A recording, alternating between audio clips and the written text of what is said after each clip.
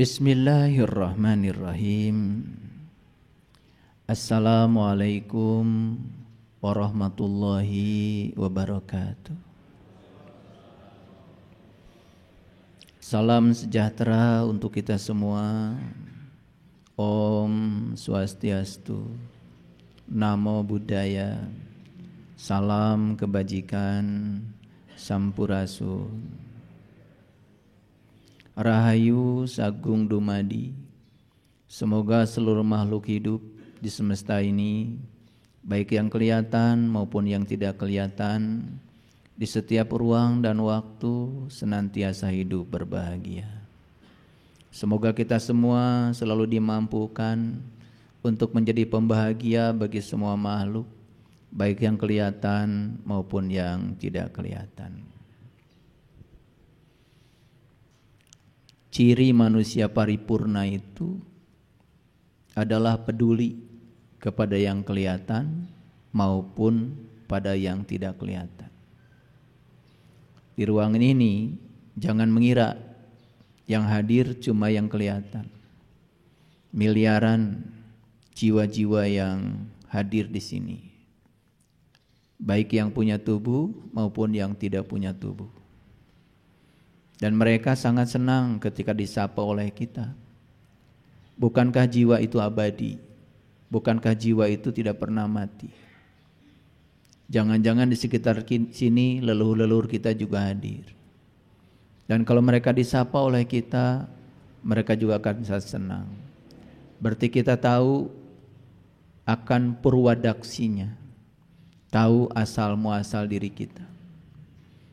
Aku bersaksi bahwa aku tidak ada kalau tidak ada leluhur-leluhurku.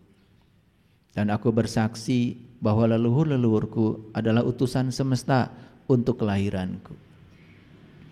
Mungkin saja ibu dan ayah kita sudah tidak ada bersama kita lagi, tetapi mereka jasanya tidak akan pernah hilang, karena mereka telah menjadi marga lantaran kita ada di sini.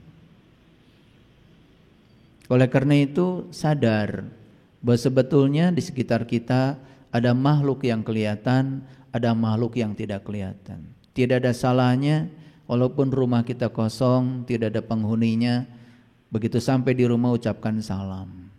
Dan kita memberikan salam bukan hanya untuk yang kelihatan, termasuk juga yang tidak kelihatan. Belajar memberikan penghormatan kepada semua makhluk. Oleh karena itu, hari ini saya akan mengajak kita untuk memasuki lautan terdalam, menyelam sedalam-dalamnya, karena mutiara tidak pernah ada di pinggir pantai. Di pinggir pantai itu cuma ada cangkang kerang, dan cangkang itu berbahaya. Keinjak saja cangkang membuat kaki kita berdarah-darah. Mutiara tidak pernah ada di pantai, adanya di kedalaman lautan, di tempat yang gelap. Dan untuk mendapatkan mutiara, tentu saja kita harus menyelam sedalam-dalamnya. Dan saat menyelam, tentu saja kita akan berhadapan dengan banyak tantangan. Ada ombak yang besar, mungkin juga akan ketemu ikan hiu yang ganas. Tidak ada yang gratis dalam hidup. Semua itu perlu pengorbanan. Orang yang belajar spiritual tetapi culas, ingin mendapatkan sebanyak-banyaknya tetapi dia tidak mau berkorban, maka orang itu sudah melanggar hukum alam. Karena di alam ini berlaku hukum kekekalan energi. Begitu ada energi yang hilang, maka ada energi yang datang. Itu namanya kekekalan energi. Dan itu berlaku di semesta. Dan beruntung orang-orang yang punya kesadaran seperti ini. Saat Allah menutup satu pintu bagi dia, dia percaya bahwa Allah sedang membukakan pintu lain yang lebih bagus. Sehingga dia tidak pernah protes kepada Allah. Orang yang berkesadaran tidak pernah mengatakan, Tuhan, mengapa ini terjadi pada diriku? Tetapi Tuhan, ajarkan di balik peristiwa ini pesan apa yang hendak Engkau sampaikan padaku.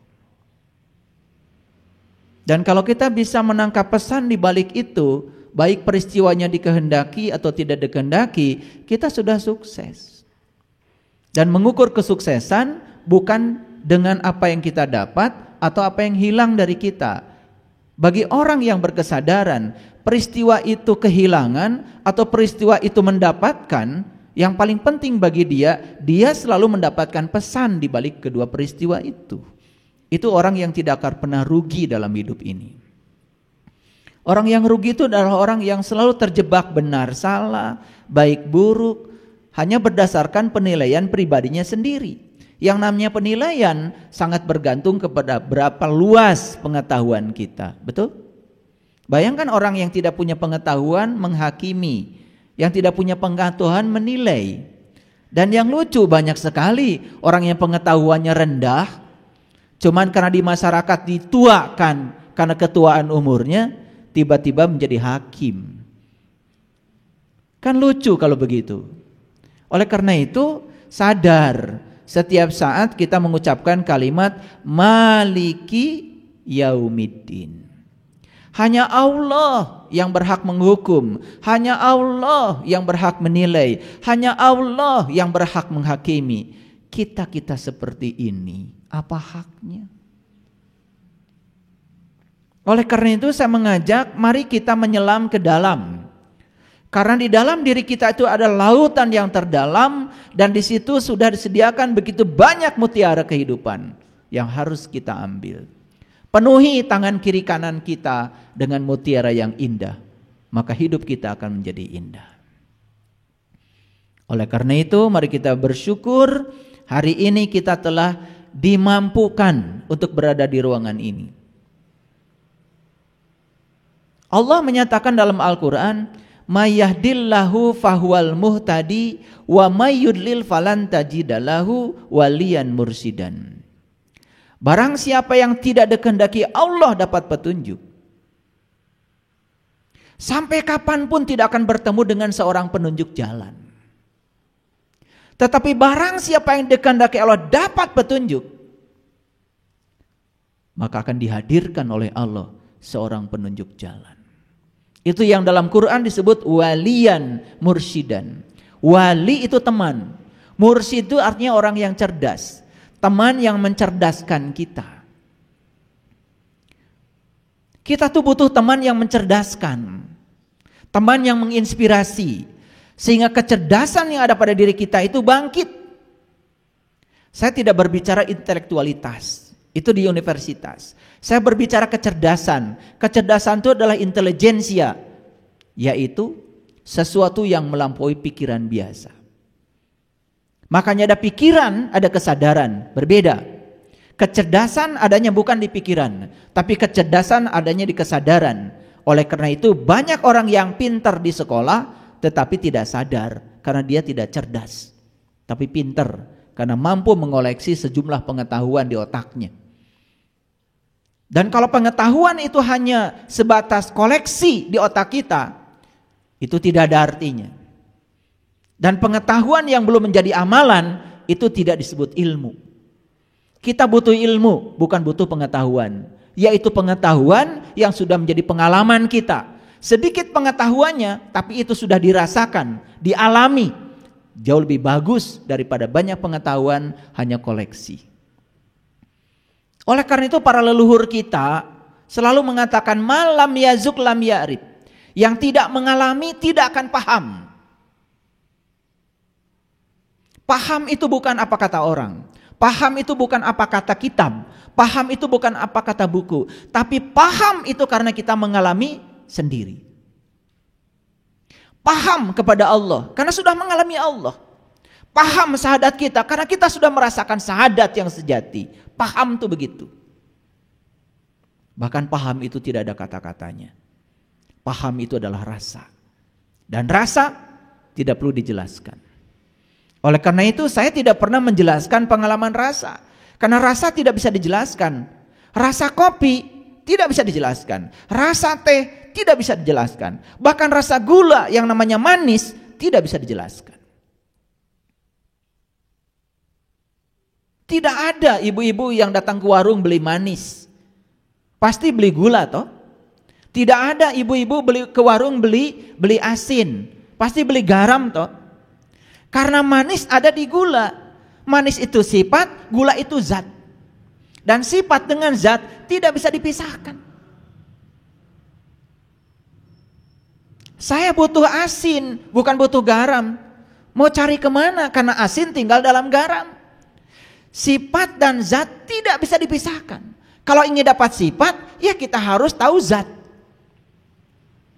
Kalau kita ingin belajar sifat-sifat Allah, jangan belajar sifat 20 yang di buku.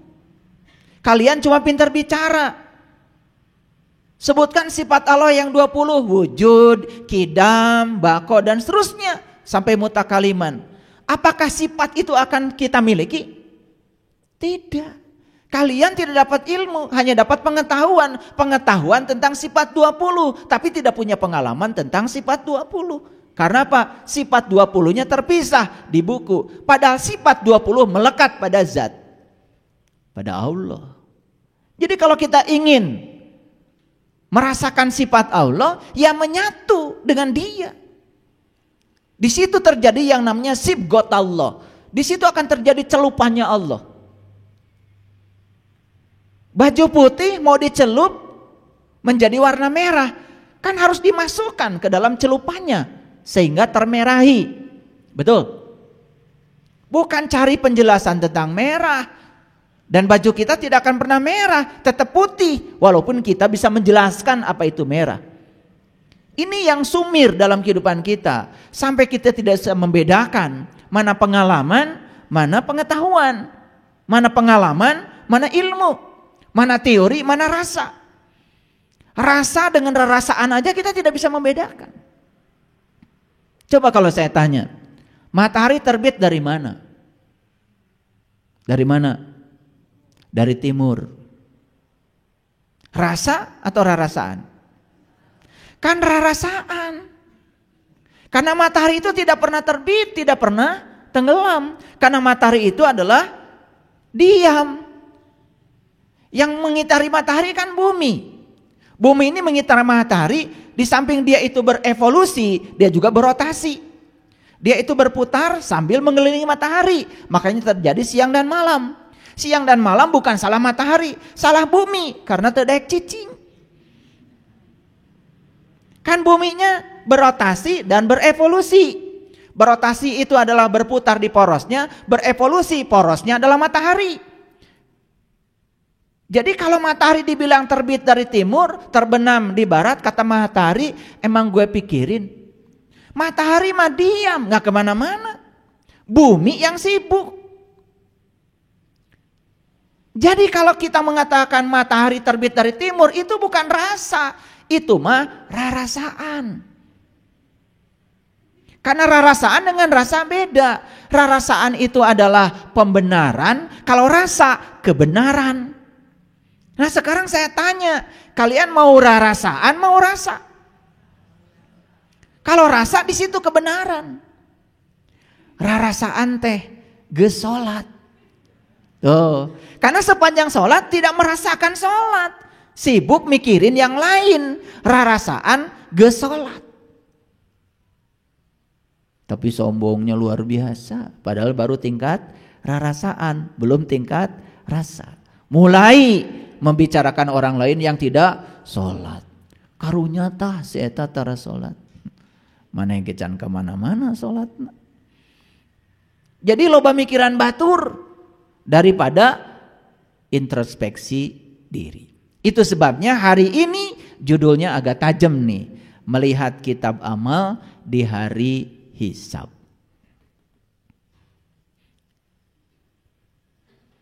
Amal siapa? Ya amal pribadi kita. Siapa yang boleh melihat? Ya diri kita. Dan satu-satunya yang bisa melihat kitab amal kita hanya diri kita. Orang lain tidak akan bisa melihat. Karena orang lain tidak akan pernah bisa memasuki diri kita. Diri kita pun tidak pernah bisa memasuki diri orang lain. Kita hanya bisa memasuki diri kita pribadi. Kalau saya berbicara hari hisab, Yang terpikir apa? Selalu saja nanti. Betul? Hari hisab itu datangnya nanti setelah hari kiamat. Itu kalimat benar apa salah? Hari hisab itu nanti datangnya setelah hari kiamat. Itu kalimat benar apa salah? Gak berani. Bisa benar, bisa salah. Tergantung pemahaman tentang apa itu kiamat, apa itu hisab. Kalau berbicara kiamat, pasti otak kita selalu berbicara hancurnya alam semesta. Saya juga tidak mengerti kenapa begitu. Karena qiyam itu kan artinya bangkit. Qiyamul lail, bangkit tengah malam. Kiamat itu kok bangkit? Kenapa jadi hancur? Hari kiamat itu adalah hari kebangkitan. Nah sekarang pertanyaannya, siapa yang harus bangkit? Tentu saja mereka yang jatuh, bukan? Betul? Yang bangkit itu yang jatuh. Yang harus bangkit mereka yang masih tidur. Yang harus bangkit mereka yang masih lupa. Yang harus bangkit mereka yang masih gelap. Yang harus bangkit mereka yang masih sempit. Yang harus bangkit yang mereka pikirannya masih tertutup. Itu yang harus bangkit. Nah sebelum saya lanjutkan, saya tanya dulu. Apakah kita hari ini masih kegelapan? Masih? Ya bangkit supaya terang. Apakah hari ini kita masih bodoh?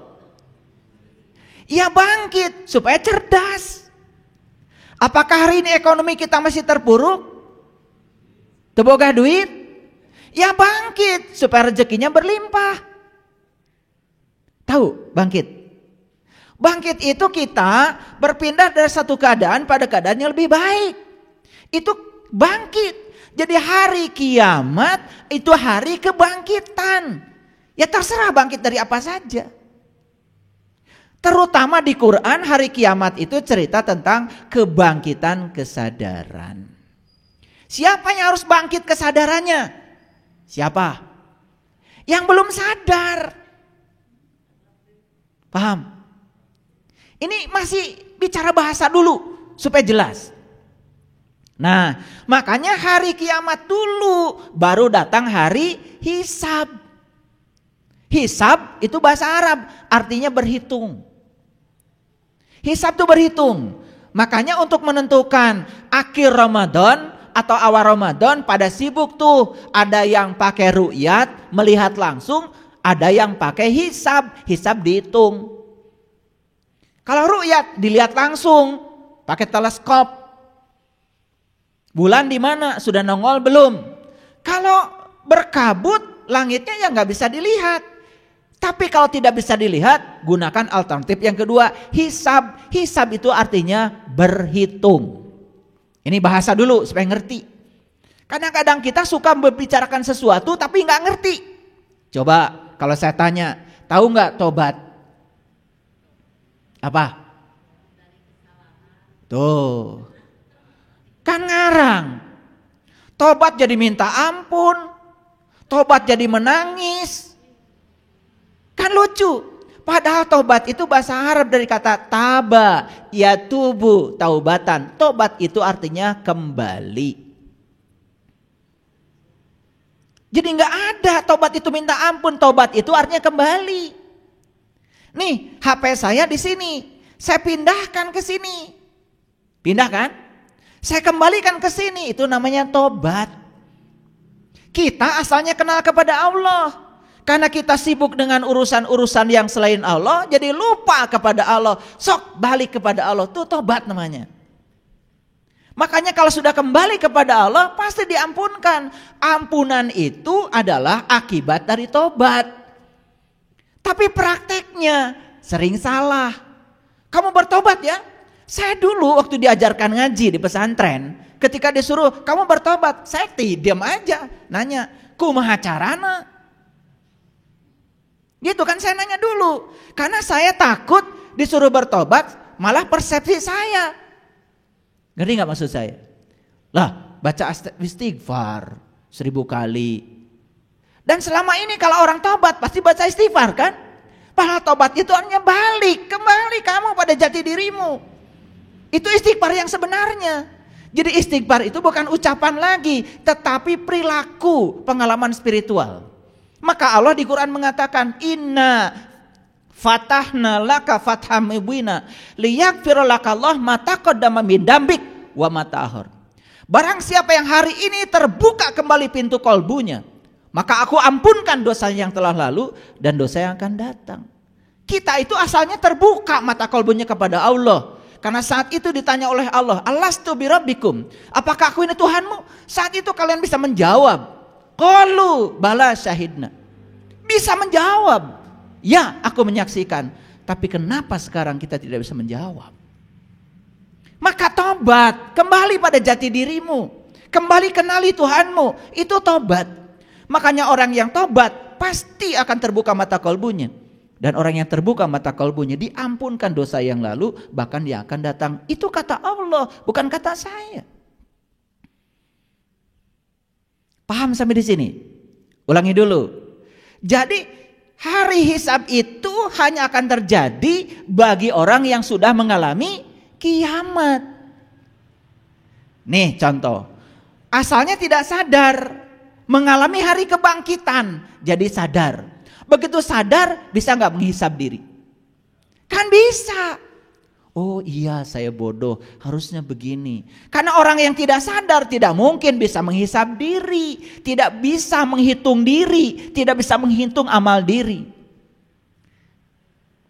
Jadi kalimat yang tadi, kiamat dulu baru hisab. Betul apa tidak?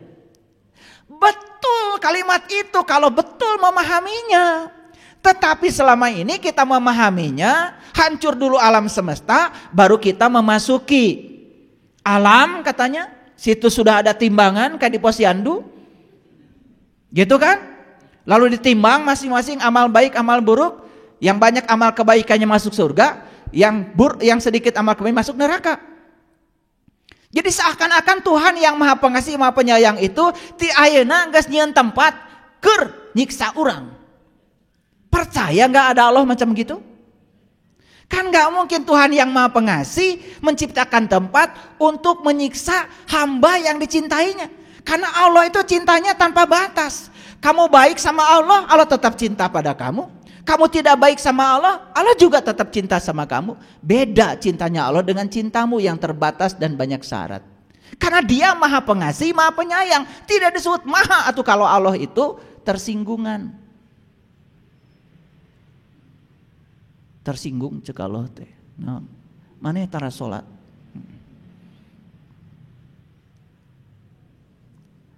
Dibelem sia di neraka. Gitu Allah. Dendaman atau Allah gitu. Kalau Allah dendaman, bagaimana Dia disebut Maha Pengasih, Maha Penyayang? Kalau yang Maha itu tidak tersentuh. Contoh sederhana deh. Saya mau nggak cerita mahal lah. Yang sederhana saja. Di depan ada orang menghidupkan sepeda motor. Orang menghidupkan sepeda motor mestinya hidup bukan? Apakah knalpot sepeda motor mengeluarkan panas? Mengeluarkan panas? Kemana panas dikeluarkan?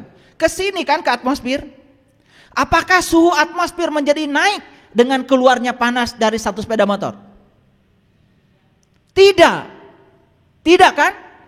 Karena terlalu kecil panas yang dikeluarkan sepeda motor dengan alam yang luas ini. Ini baru contoh yang sederhana. Alam yang luas ini tidak akan terpengaruh oleh panas yang dikeluarkan oleh satu sepeda motor. Saya punya garam 1 sendok, masukkan pada gelas. Ada airnya, dikocok. Asin kan? Kenapa? Karena 1 sendok garam cukup untuk mengasinkan 1 gelas air. Tapi kalau 1 sendok garam saya masukkan di danau, gak ngaruh. Kenapa? 1 sendok garam terlalu luas bagi danau. Nah, danau itu dapat dikatakan maha bagi 1 sendok garam. Jadi mahanya Allah itu seperti itu, tidak terpengaruh. Allah itu tidak terpengaruh. Semua beriman tidak terpengaruh pada Allah. Semua tidak beriman juga pengaruh pada Allah. Pahami atuh kalau ngomong teh jangan cuma ngomong. Maha ngerti henteu. Maha itu artinya tidak terpengaruh. Allah maha suci. Allah mah tidak akan terkotori. Walaupun semua kita melakukan tindakan kotor, tetap dia maha suci. Itu maha. Makanya kemahasuciannya mampu melarutkan seluruh kotoran yang ada dalam diri kita. Itulah Allah. Ulangi lagi kalimat yang tadi. Jadi hari hisab itu baru terjadi kalau sudah terjadi kiamat. Di mana kiamat terjadi? Dalam dirimu. Mau bangkit atau tidak ya terserah kalian. Mau bangkitnya kapan gak usah nunggu Allah. Pastikan olehmu sendiri. Lailatul Qadar yang suka diintip 10 hari bulan Ramadan itu juga disalahpahami. Lailatul Qadar itu malam ketentuan, padahal Lailatul Qadar malam yang ditentukan. Siapa yang menentukannya? Ya kalian sendiri. Tentukan mau kapan. Mau kapan kalian bangkit? Kalian gak usah nunggu. Malam genap gak ke masjid, malam ganjil baru ke masjid. Kenapa? Karena dia pahami secara dangkal Lailatul Qadar mah ganjil, genap moal katanya. Sedangkan penetapan satu Syawal saja sekarang itu sudah beda. Yang ini bilang 1 Syawal itu tanggal sekian, yang ini bilang 1 Syawal tanggal sekian. Berarti ganjil dan genap. Membingungkan. Betul nggak? Iya. Rek nurutan kitu wae. Jadi nggak usah dipilih. Ini 22 nggak ke masjid, 23 ke masjid, 20 nggak ke masjid, 21 ke masjid. Bukan begitu cara memahaminya. Genap dan ganjil itu sudut pandang. Genap itu sudut pandangmu, benar salah, baik buruk. Itu sudut pandang Allah semuanya juga benar. Itu namanya kebenaran. Bagi manusia ada musibah, ada berkah. Bagi Allah nggak ada musibah, nggak ada berkah. Semua kebenaran. Apa yang terjadi kalau kita bisa mengambil pesan di baliknya? Semua kebenaran. Karena tidak ada peristiwa di semesta yang terjadi tanpa kehadirannya. Setuju dengan saya? Memandang dari sudut pandang Allah namanya witir, ganjil. Memandang dari sudut kalian namanya genap. Jadi yang dimaksud bukan tanggalnya. Witirkan sudut pandangmu, pasti Lailatul Qadar. Karena begitu diwitirkan, sudut pandang kita diganjilkan. Semua dilihat dari sudut pandang Allah. Tidak ada sedih, gak ada gembira. Tidak ada senang, tidak ada susah. Yang ada cuma kedamaian. Kalau itu kehendak Allah, sudah la haula wala quwata illa billah. Ya Allah, ajarkan aku untuk menangkap pesan di balik semua itu, gitu aja. Maka digambarkan Lailatul Qadar lebih bagus dari 1000 bulan. Bulan itu apa? Bulan itu adalah satelit bumi yang memantarkan cahaya matahari. Dan bulan tidak pernah berdiri sendiri. Kalau tidak ada matahari, tidak ada cahaya bulan. Bulan itu tidak bercahaya. Kalau matahari masuknya bintang. Bintang bercahaya dengan dirinya sendiri.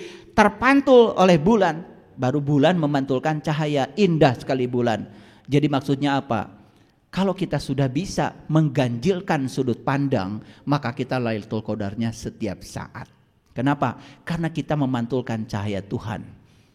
Jadi matahari selalu lambang dari Allah. Makanya di Quran surat Al-Kahfi dan surat-surat yang lain Allah selalu mengatakan dirinya itu matahari. Simbol, bukan matahari Allah. Allah selalu mensimbolkan dirinya dengan matahari. Karena matahari itu adalah memiliki cahaya sendiri. Bulan itu hanya pantulan dari sinar matahari. Maka siapapun yang sudah bisa mengganjilkan sudut pandangnya, dia setiap saat Lailatul Qadar. Artinya dia setiap saat selalu melihat kebaikan Allah. Walaupun pada hal yang tidak dia sukai. Paham sampai sini? Bisa nggak sekarang Lailatul Qadar di sini? Bisa. Lailatul Qadar itu bisa setiap saat. Bukan suatu perjudian, tidak usah diintip. Maka ciri Lailatul Qadar 2. 1, angin berhenti bertiup. Angin itu adalah udara yang bergerak. Mengharapkan angin di sini bertiup, nggak akan bisa. Saya orang fisika. Angin itu udara yang bergerak. Udara bergerak karena apa? Karena perbedaan tekanan. Sedangkan matahari yang sama menyinari alam semesta yang berbeda jenisnya, memiliki kapasitas kalori yang berbeda, menimbulkan suhu di permukaan bumi tidak sama. Kalau suhu tidak sama, selalu perbedaan tekanan. Maka tidak mungkin angin itu diam. Angin yang mana? Coba tarik napas yang dalam. Mindfulness, sadari kehadiran nafas pada dirimu. Karena nafas adalah wakil Allah dalam diri. Tidak pernah tidur, tidak pernah terkantuk. Sadari kehadiran nafas dalam diri. Saat itu akan merasakan kehadiran Dia dalam diri kita. Angin berhenti bertiup. Yang kedua, gelombang berhenti. Bukan gelombang di Anyer, bukan di Tangkuban Perahu, bukan di Pelabuhan Ratu. Gelombang apa? Nih, gelombang sini. Begitu kita mindfulness, latih olah napas, ini menjadi tenang. Karena pikiran itu seperti monyet, loncat-loncat. Kalau nggak loncat ke masa lalu, pasti loncat ke masa depan. Hadir di sini saat ini sekarang, itu namanya gelombang berhenti. Kalau kita bisa menarik kehidupan ke sini saat ini sekarang, kita tidak akan pernah sedih, tidak akan pernah takut. Saya kasih tahu. Kalian kalau hari ini sedih, berarti kalian sedang dibawa oleh pikiran kalian ke masa lalu. Jujur. Jujur ya. Dan kalau kalian sekarang takut, pasti kalian sedang dibawa oleh pikiran kalian ke masa depan. Beas boga, duit saeutik oge aya, imah boga, panon ningali, ya, napas masih ada. Kenapa mengkhawatirkan dari esok? Kenapa tidak hadir di sini saat ini sekarang menikmati semua berkah semesta yang sedang ada? Calik tiasa, baju gaduh. Apa yang dikhawatirkan? Karena khawatir itu adalah permainan pikiran. Saat kita mengizinkan diri kita dibawa oleh pikiran ke masa depan. Maka di Quran cuman ada pepatah, la takhaf wa la tahzan. Jangan takut dan jangan sedih. Takut itu karena kita mengizinkan dibawa oleh pikiran ke masa depan. Sedih itu diizinkan kita dibawa oleh pikiran ke masa lalu. Sok hadir di sini saat ini sekarang. Setiap saat begitu. Itu mindfulness-nya. Nah, mengartikan Lailatul Qadar itu kadang-kadang jadi terlalu dangkal. Angin bertiup, benar-benar angin diam. Gelombang berhenti, benar-benar cicing di pinggir pantai. Nuan gelombang berhenti. Moal rata laut mah. Bakal gitu salawasna.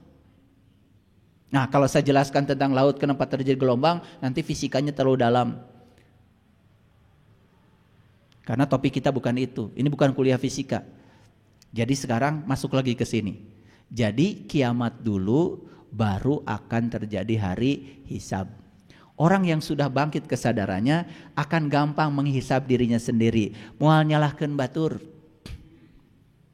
Duh, nyeri hate. Hisab. Ari nyeri hate, bibitna ti mana? Diselidiki.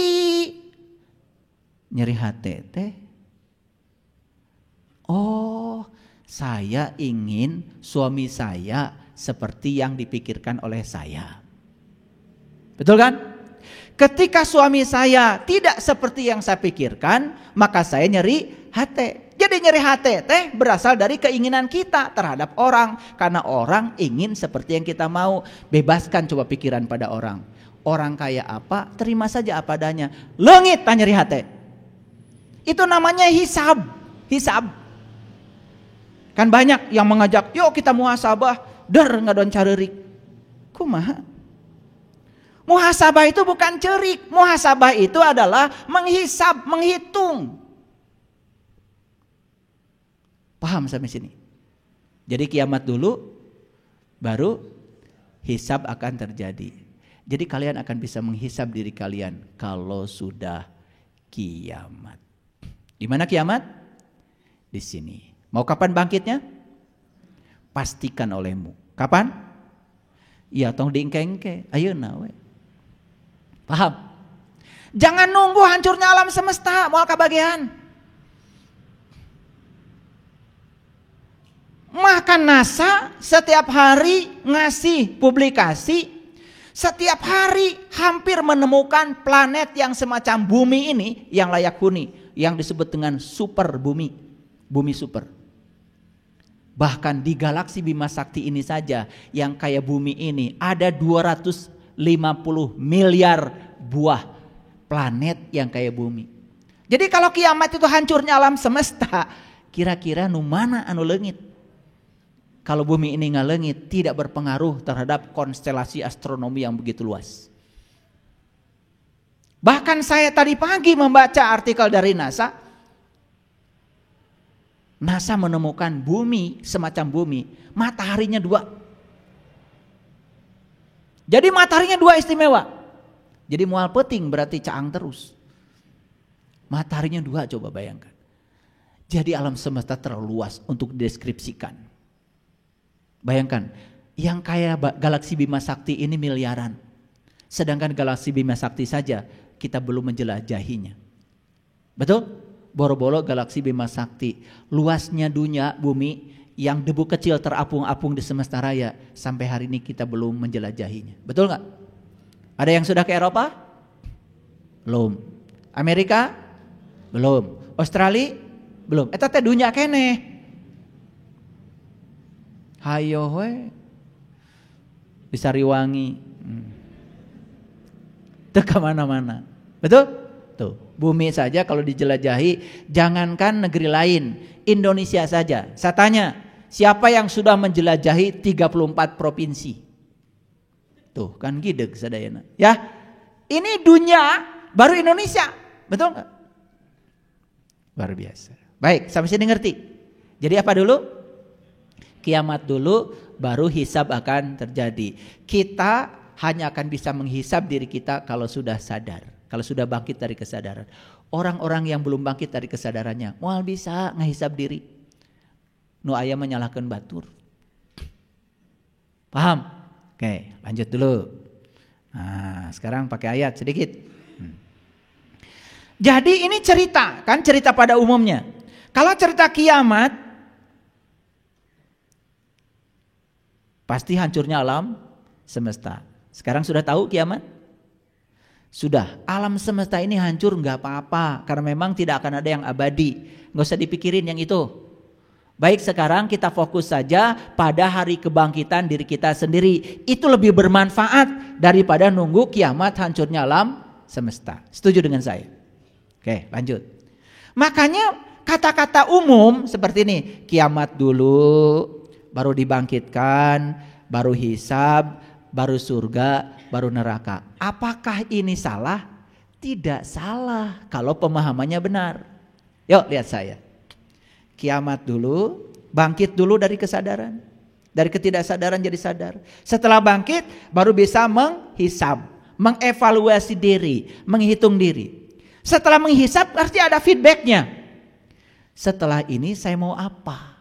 Masa setelah hisab tidak ada apa-apa? Betul nggak? Maka berikutnya apa? Saya mau tinggal di surga atau di neraka? Ya terserah saya. Maka di Quran dikatakan surga dan neraka itu adalah tempat di mana bumi dan langit masih ada. Bahkan di Quran dikatakan surga dan neraka itu adalah tempat di mana kamu masih bernafas. Itu dinyatakan dalam Quran surat Hud ayat 106 sampai 108. Yuk, sekarang kita lihat. Pernah kita terbakar marah oleh orang lain? Ada orang marah sama kita, berarti dia sedang dibakar api neraka. Apinya terpercik kepada kita, kita ikut marah, berarti kita terbakar juga. Pernah atau sering? Tuh. Jadi neraka itu sudah kerasa sama kita. Terasa gak kalau marah seperti apa enaknya? Gak enak kan? Makanya orang marah itu paling jelek di dunia. Mata melotot, mulut. Betul? Iya. Kata-kata yang keluar juga menjijikkan. Iya. Kebun binatang pada keluar. Napas pendek. Betul gak? Jantung bergetar. Coba apa enaknya? Apa kita masih tidak yakin kalau itu neraka? Kita terpancing marah oleh kemarahan orang lain, kita sudah menciptakan neraka bagi kita sendiri. Apa bisa neraka dirubah jadi surga? Bisa. Caranya gimana? Pandang orang lain itu sebagai guru kita. Pandang dia sebagai mitra kita. Ya Allah, kalau dia dihadirkan kepadaku hari ini untuk meningkatkan kesabaranku, jadikan dia sebagai guruku untuk meningkatkan kesabaranku. Malah tidak marah.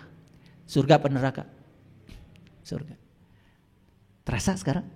Kiamat dulu, baru dibangkitkan, baru hisab, baru surga, baru neraka. Itu pilihan kita. Ngerti sampai sini? Ini pragmatisnya seperti itu. Saya tidak berbicara yang itu, ya. Saya berbicara yang hakikat saja, yang bisa diimplementasikan dalam hidup kita saat ini, yang bisa membahagiakan kita. Karena ilmu itu syaratnya satu, harus pragmatis, harus punya nilai manfaat. Lanjut. Pernah nggak dengar kalimat innalillahi wa inna ilaihi rajiun? Pernah? Sering kan? Bahkan sekarang di otak kita seakan-akan itu sudah jadi doa untuk orang mati. Karena itu kalimat keluar kalau ada orang mati. Makanya otomatis kalau dikabarkan orang mati langsung baca innalillahi wa inna ilaihi. Padahal itu tidak ada kaitannya dengan orang mati. Innalillah, sesungguhnya kita berasal dari Allah, wa inna ilaihi rajiun, dan kita akan kembali kepada Allah kalau kita tahu cara kembalinya. Jadi sebetulnya innalillahi wa inna ilaihi rajiun itu bukan doa untuk orang mati, tetapi doa supaya kita bisa mati, sadar kita berasal dari Allah dan kita harus kembali kepada Allah. Dari Allahnya nggak usah dipikirkan, itu otomatis, tapi kembali kepada Allahnya itu tanggung jawab kita. Mau kembali kepada Allah atau tidak kembali kepada Allah, itu tanggung jawabmu. Pertanyaannya, gimana caranya supaya kita bisa kembali kepada Allah? Kan gitu, betul nggak? Harus tahu jalannya. Oke, lanjut dulu. Jadi bertemu Allah dulu, mati dulu. Selama ini kita dapat dari orang secara letter-luck, mati dulu baru bertemu dengan Allah. Kalimat itu benar apa salah? Bisa benar, bisa salah. Kalau salah memahaminya jadi salah. Betul, saya setuju, mati dulu baru kita akan jumpa dengan Allah. Tapi mati yang mana? Nabi Muhammad bilang, mut anta qabla mut. Matilah kamu sebelum kamu mati. Nah, Nabi Muhammad bicara begitu, leluhur kita di Nusantara sudah bicara jauh sebelum Nabi Muhammad bicara itu. Leluhur kita di Nusantara bilangnya apa? Mati sakjeroning urip. Kita harus bisa mati sakjeroning urip, mati selagi hidup. Leluhur kita di sini, di Priangan, di Parahyangan sudah bilang, sing bisa nganyang kapageto. Itu bahasanya sama nggak? Nganyang kapageto, mati sakjeroning urip, mut anta qabla mut, sama nggak? Esensinya sama, bahasanya berbeda, karena yang membicarakan orang yang berbeda, dari tempat yang berbeda, esensinya sama. Jadi benar kalimat itu, mati dulu baru jumpa dengan Allah. Tapi mati yang dimaksud bukan mati beneran, mati selagi hidup. Gimana ayatnya? Nah, saya kasih ayatnya. Pernah dengar nggak? Ada Quran yang bicara begini. Kullu nafsin zaikatul maut. Pernah dengar? Sering banget kalian dengar ayat itu. Biasanya kalau ada orang yang memberikan khutbah untuk orang yang meninggal, pasti ayat itu yang keluar kan? Itu Quran surat Al-Isra, ya, Quran surat Al-Ankabut ayat 57. Saya kasih tahu ya, nanti lihat ayat Al-Ankabut surat 29 ayat 57. Saya bacakan. Kullu nafsin zaikatul maut. Yuk kita belajar bahasa Arab. Kullu, setiap, nafs, diri, zaikatul maut, harus merasakan rasanya mati. Bukan setiap yang bernyawa pasti mati. Gak perlu ada ayat, itu ada semuanya juga pasti mati. Paham? Ulangi. Kullu nafsin zaikatul maut. Setiap diri harus merasakan rasanya mati. Pertanyaan saya, merasakan rasanya mati setelah mati atau lagi hidup? Ulangi, jawab. Lagi hidup. Kalau kau sudah mati kan tidak bisa merasakan rasanya mati. Merasakan rasanya mati berarti masih hidup. Jadi ayat ini menguatkan kata-kata Nabi yang tadi, mut anta qabla mut. Menguatkan kata leluhur kita, mati sajroning urip. Menguatkan kata-kata leluhur kita, nganjang kapageto. Diperkuat oleh Quran, kullu nafsin zaikatul maut. Ulangi, setiap diri harus merasakan rasanya mati. Kapan merasanya rasa mati? Selagi hidup. Berarti itu adalah mati selagi hidup. Sekarang saya tanya lagi, pintar enggak? Orang mati mendengar tidak? Tidak. Orang mati bicara tidak? Tidak. Orang mati bernapas tidak? Tidak. Orang mati melihat tidak? Tidak. Ada berapa tuh yang mati? Ada berapa? Tidak mendengar. Ayo perhatikan saya, ini ilmu mahal. Tidak mendengar, tidak melihat, tidak bernafas, tidak bicara. Setuju? Itu orang mati. Waktu kita di rahim ibu, waktu ada di alam mas kumambang, berenang dalam lautan ketuban. Mendengar gak kita? Tidak, disumbat sama ketuban. Melihat kita? Tidak, disumbat oleh ketuban. Bernapas kita? Tidak, disumbat oleh ketuban. Bicara kita? Tidak, disumbat oleh ketuban. Berarti saat kita di rahim ibu, mati apa hidup? Mati, tetapi hidup. Itu yang namanya mati sajroning urip. Jadi sebetulnya saat kita di rahim ibu, kita pun sudah mengalami mati sajroning urip itu. Cuman kita gak sadar. Paham sampai sini? Waktu kita mengalami mati sajroning urip di rahim ibu, kita ditanya oleh Allah, aku ini Tuhanmu. Bisa jawab gak kita? Bisa. Berarti saat kita tidak mendengar, tidak melihat, tidak bernapas, tidak bicara, berarti ada yang melihat dalam diri kita. Itu yang disebut dengan basyirah. Maka Quran mengatakan laqad ja'akum basyairum mir rabbikum. Sesungguhnya pada diri kalian semua sudah aku kasih basyirah. Itu penglihatan kolbu. Waman absyara falinafsi. Siapa yang bisa menggunakan penglihatan itu, maka dia akan beruntung kehidupannya. Waman amiya fa'alaiha. Dan siapa yang sampai hari ini tidak bisa menggunakan penglihatan itu, rugi bagi dirinya sendiri. Quran. Sampai sini mengerti? Oke. Kalau sudah mengerti, saya lanjutkan. Jadi kalau begitu, ya, mati dulu. Mati dulu baru jumpa dengan Allah. Masuk akal? Mati dulu baru jumpa dengan Allah. Nah, selama ini kita mengartikannya keliru. Karena mati yang dimaksud adalah mati beneran. Sehingga di kehidupan ini kita semua jadi lalai. Padahal ayatnya jelas. Saya bacakan ayatnya ya. Ini nanti lihat di rumah, Quran surat Al-Isra surat 17 ayat 72. Bahasa Qurannya begini, saya bacakan bahasa Arabnya. Wa man kana fi hadi a'ma wa huwa fil akhirati a'ma wa adallu sabila. Barang siapa yang buta penglihatan kolbunya di dunia, maka dia akan buta penglihatan kolbunya di akhirat dan jalannya jadi sesat. Wa adallu sabila. Tahu artinya buta? Tahu apa buta? Tidak melihat. Jadi artinya siapa yang tidak melihat di dunia, maka dia tidak akan melihat di akhirat. Sedangkan basyirah itu cuma untuk satu penglihatan, untuk menyaksikan jati diri kita sendiri. Jadi siapa yang tidak menyaksikan jati dirinya di dunia, dia tidak akan bisa menyaksikan jati dirinya di akhirat. Siapa jati diri kita? Bukankah jati diri kita adalah ruhku yang Allah tiupkan ke dalam diri kita?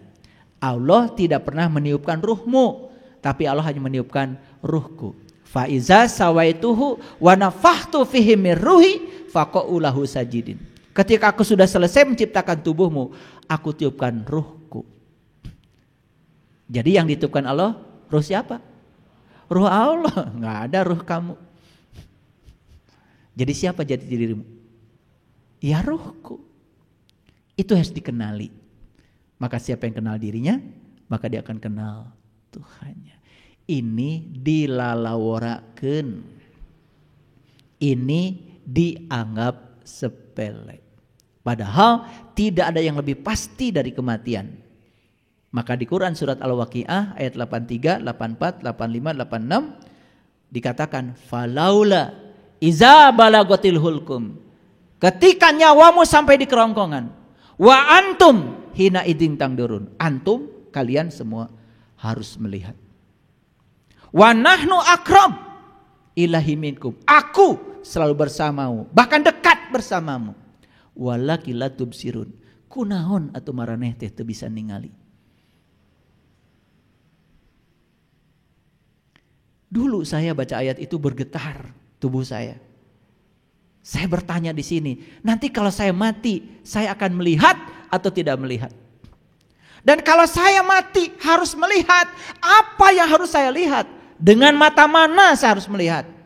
Kepada siapa saya harus belajar supaya saya bisa melihat? Ketemu jawabannya di Quran surat Ali Imran ayat 49. Di situ dikatakan, carilah seorang guru yang bisa menyembuhkan 3 penyakit. 1 penyakit buta, 2 penyakit kulit, yang ketiga penyakit kematian kesadaran. Cari guru yang semacam itu, subhanallah. Susahnya seperti mencari jejak elang di langit, seperti mencari jejak itik di sungai, seperti mencari jejak ikan di air. Yang bicara Tuhan banyak, tapi yang kenal kepada Tuhan ternyata sulit mencarinya. Paham maksud saya? Oke. Ya. Jadi Bapak Ibu, semoga kajian hari ini setidak-tidaknya membangkitkan kesadaran. Itu saja sudah kiamat. Oh, ternyata saya itu tidak tahu. Sekarang saya tahu, kalau saya tidak tahu itu kiamat. Dan langsung muhasabah, langsung menghisab diri, gitu, gak diam, langsung melakukan tindakan. Mumpung masih punya waktu.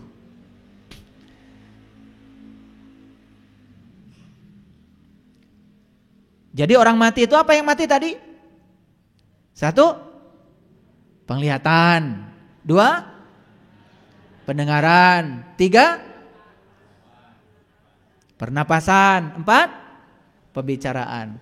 Maka ini yang 4 ini masuk dalam kategori ilmu saraba 4. Makanya Kiai Haji Hadirani itu, ya tokoh NU dari Banjar, yang menulis buku 4M. 4M itu ma'rifat, musyahadat, mukasyafat, mahabat. Itu ditulis oleh Kiai Haji Hadirani. Itu tokoh NU itu. Luar biasa itu ilmunya. Saya ketemu buku itu dulu di pasar, di emperan itu. Begitu saya beli, ya Allah, itu buku harganya 17.000. Dan angkanya juga luar biasa, 17.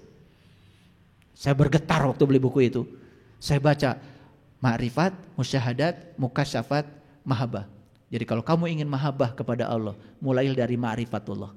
Ma'rifatullah baru musyahadatullah. Setelah makrifat kepada Allah baru musyahadatullah, luruskan syahadatmu, baru mahabbatullah, baru mukasyafatullah, tersingkap semua tirai yang menutupi pandangan wajah batinmu, baru mahabbah. Jadi mahabbah itu tingkatan tertinggi setelah terbukanya tirai. Kalau masih tertutup dengan tirai, tidak mungkin mahabbah, omong kosong. Maka di Quran surat Qaf dikatakan, wa anka gidoaka pabasyarukal yaumal hadid. Fakashafna anka gidoaka fabasarukal yaumul hadid. Ada kata-kata kasyaf di situ. Pada hari ini Aku bukakan tirai yang menutupi pandangan batinmu, sehingga penglihatanmu menjadi amat jelas. Mau saya bongkarkan tirainya? Mau saya singkapkan tirainya? Kalau ada tirai, pemandangan di luar gak kelihatan. Begitu set tirai, walaupun sedikit saja, oh ternyata matahari sudah bersinar di luar. Baru Allahu Akbar. Baru kita bisa menyaksikan ternyata tubuh saya tidak gelap gulita, tapi terang benderang. Tingkatan terbuka tirai itu namanya mukasyafah. Mukasyafah itu adalah gerbang untuk memasuki yang namanya mahabbah. Jadi tidak mungkin seseorang bisa cinta kepada Allah kalau masih tertutup oleh tirai. Dan untuk terbuka tirai harus apa dulu? Ma'rifat, musyahadat, mukasyafat, baru mahabbah. Makanya ada ilmu saraba 4. Jadi saraba 4 itu 4. Ma'rifat, musyahadat, mukasyafat, mahabbat. Penglihatan, pendengaran, pernapasan, pembicaraan. Tanah, air, api, udara. Alif, lam, ha. Mim, ha, mim, dal.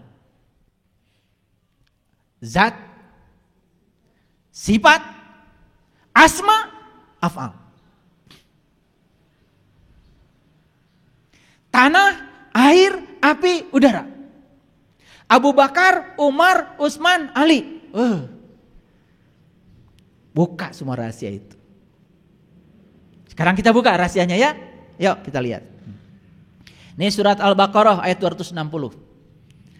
Dan ingatlah ketika Ibrahim berkata, ya Tuhanku, perlihatkanlah kepadaku bagaimana engkau menghidupkan orang mati.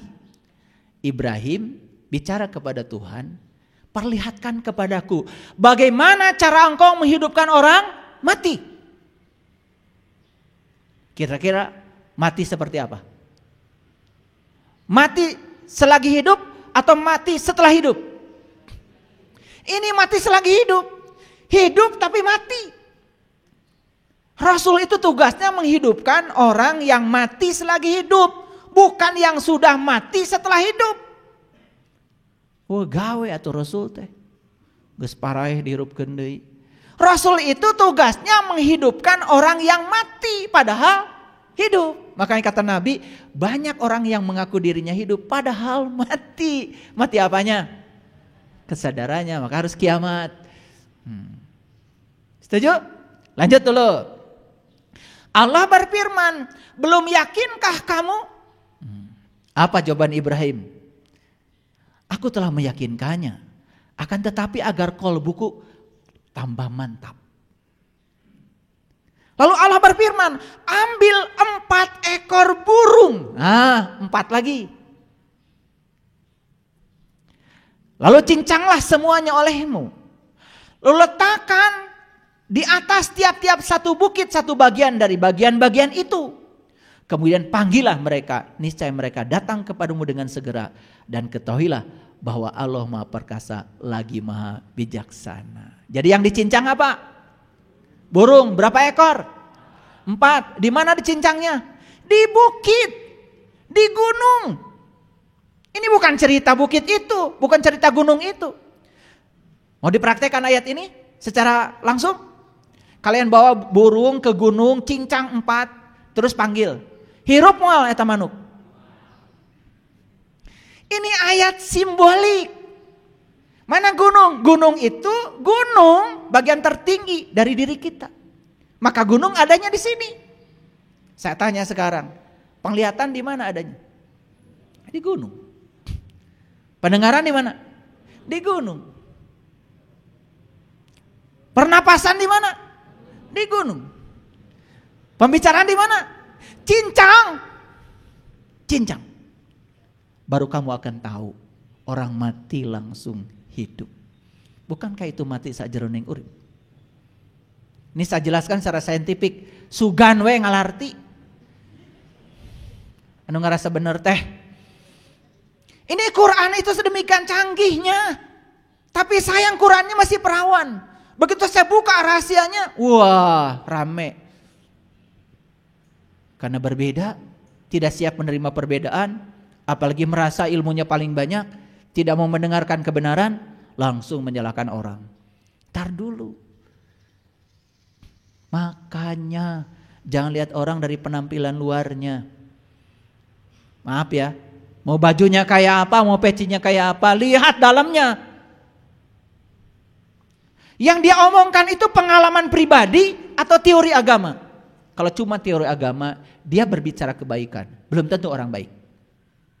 Saya kasih tahu, semua orang yang berbicara kebaikan belum tentu orang baik. Karena berbicara kebaikan itu gampang, yang susah melakukan kebaikan.